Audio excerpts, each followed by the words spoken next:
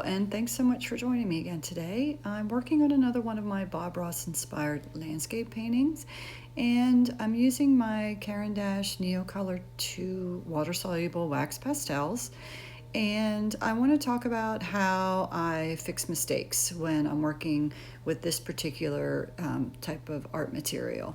So I started by just doing a basic line drawing for my landscape, and I'm slowly going in and adding some more color, and I'm activating these water-soluble wax pastels with my water brush, which is a brush that has water in the handle.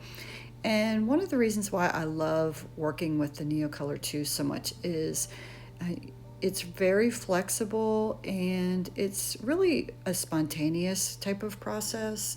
You don't always know exactly what you're going to get. I should be better about swatching all of my crayons and seeing what the colors look like once they've been activated, because they do look different in the original form as compared to when you add water to them.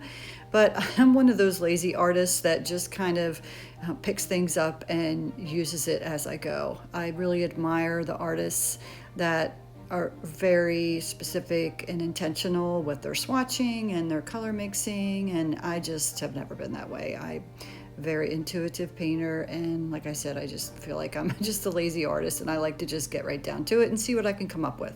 The paper that I'm using today is a little bit different than what I normally use. I usually use a mixed media paper, which is a little bit smoother, but I wanted to try a traditional watercolor paper. This is a cold press watercolor paper, so it has quite a bit more texture to it.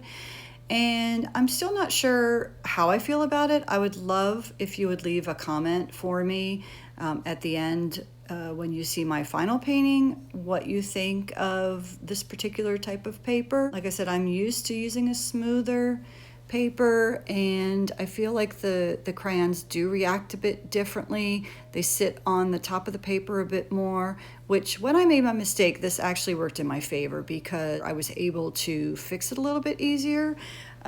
But as I'm moving along here, I'm adding some red and some orange and green to the grassy areas, because the Bob Ross's original painting has some red flowers, I think, that are sort of blooming along the grass. So I added the red and the green alternating next to each other so that they wouldn't mix together and turn into a brown. And I'm just layering as I go. I started very light. This is how I like to use the Caran d'Ache. They are very intense in color and highly pigmented, so I like to start light and gradually layer and add my colors as I go along, because it's hard to, once you have that color down, to soften it. And this is where I start to go off the rails a bit with my painting. I'm adding a tree line here, so I'm just making a very loose and expressive line of pine trees, and as I look at it, I realize I'm not sure, something's wrong here, and then I figure out that my tree line is supposed to be farther back in front of the mountains, not along the water. So what I'm doing here is what's called lifting. I'm activating the crayon with water because you can't really erase it, that I have found. If anybody out there knows an eraser that will work with the Caran d'Ache Neocolor, please leave me a comment. But what I did was I activated it with water, and then I dabbed it up with a paper towel. And as I mentioned earlier, because this paper is more textured, the crayon sat a bit more on the top of the paper, so I was able to remove that really bright color.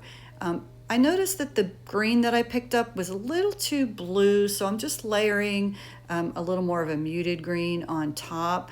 And now I'm just adding some accent trees to the front, and I'm just going to continue to add some more details, add some more value, kind of add some finishing touches. Here's my finished painting. I would love to know what you think. I think I'm going to try another one with this watercolor paper and see what I come up with. I just really love the heavy texture, and I just think it gives it some character, and it's very fun to play with. So thanks so much for watching. I would love it if you would like this video and subscribe to my channel.